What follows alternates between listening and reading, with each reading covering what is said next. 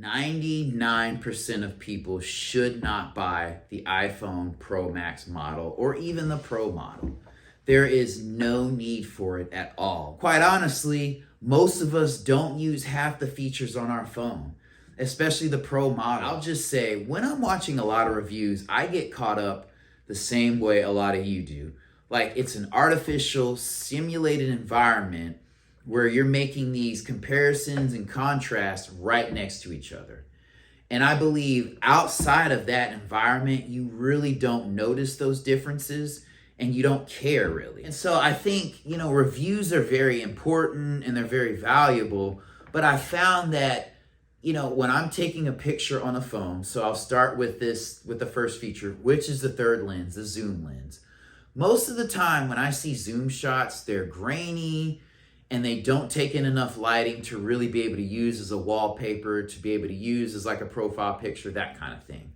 I really think they're overrated, and I think a lot of times we zoom in to see stuff and to see what's what, but it's not really something usable to post. I don't believe the LiDAR sensor will be missed from the Pro and Pro Max models like we think it is. I think a lot of times when we post pictures, it's like we'll take a photo in portrait mode and we're like, oh, that looks good, and I'll just post it. You really don't go side by side. Well, what does the person with the S23 have? Let me see what the Pro Max model has. Like, my brother has a regular iPhone. I never compare and contrast with him. I'm like, hey bro, just airdrop me that picture. I don't want, a degraded quality to send it any other way. Go ahead and airdrop it. That's the most important thing.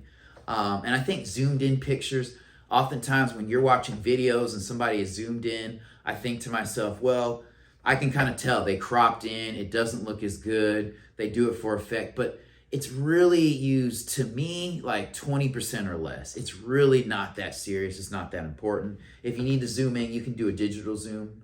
And then the second thing I will, kind of jump on that I feel is overrated from the Pro models and the Pro Max models is the 120 hertz display.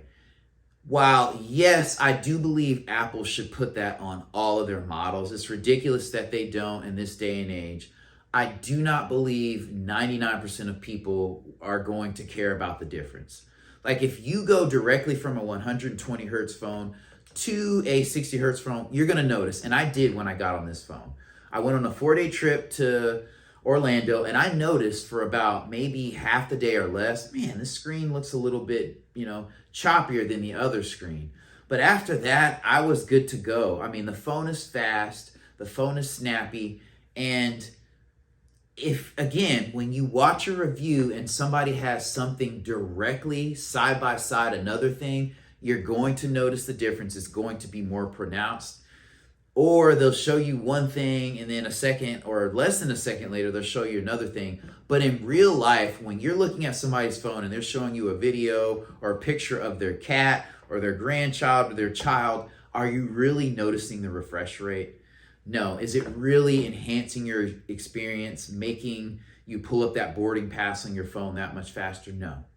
And so I think that's just something that has been tossed in phones just to sell more phones, because phones are kind of like TVs sometimes. It's like, what feature can we toss in to make you want to buy another one in the next year or two, because otherwise you won't.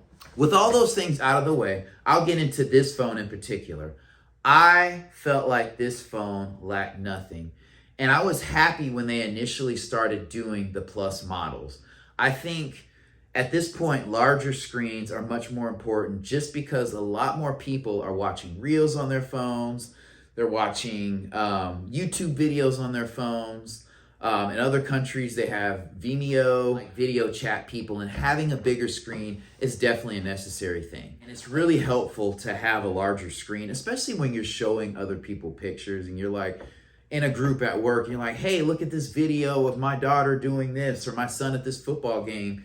And people are like, you have 3 people over your shoulder. It's a better experience when you have a larger screen.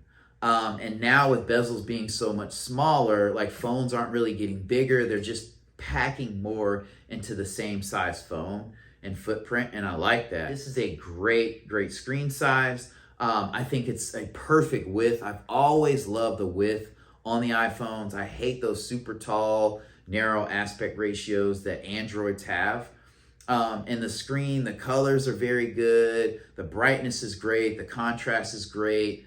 It's an iPhone, so it's very snappy. You can make enough customizations on this phone to be satisfied. When I was like super young, I used to get a device and, basically dive in and get lost in all the customizations. And I think as you get older, you realize a phone is more of a tool. I want to be able to get the best signal, best call quality as possible. When I was traveling to Orlando, when we're in an Uber, it held signals, call quality, signal quality, connecting to Wi-Fi is really, really good. It's top notch. The speakers are top notch. People say the design is boring, but I'm like, it's a phone. There's only so much you can do to it.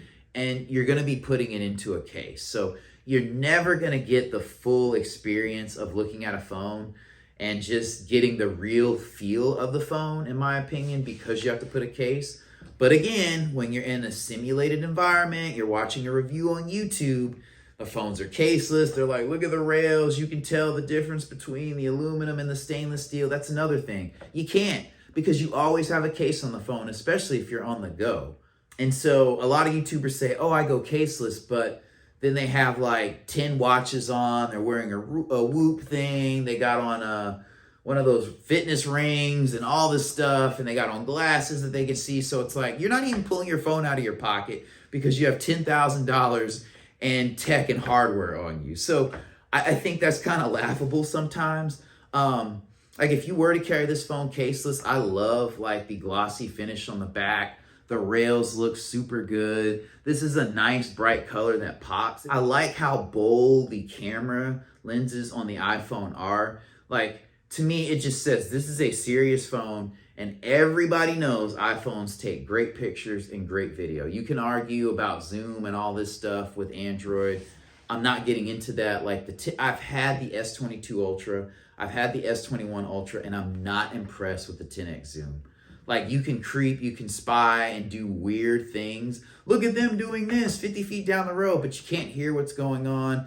And the footage is only good for, I don't know, just something comical for like 2 seconds. I really don't think the zoom lens is kind of gimmicky. Sitting up in bleachers and stuff like that. So, you're not going to get a powerful enough zoom. And even when you do zoom out, it's very shaky and jumpy and things like that. So I don't miss that. This phone feels super solid. It doesn't feel or look cheap to me. Because of the size, I think that is the missing piece from the regular iPhone. Even though 6.1 inches is great, like this size is excellent. With this width, you're really lacking nothing. You're getting the photo, video power, the speaker power, the video playback power. Everything you need is done well in this phone.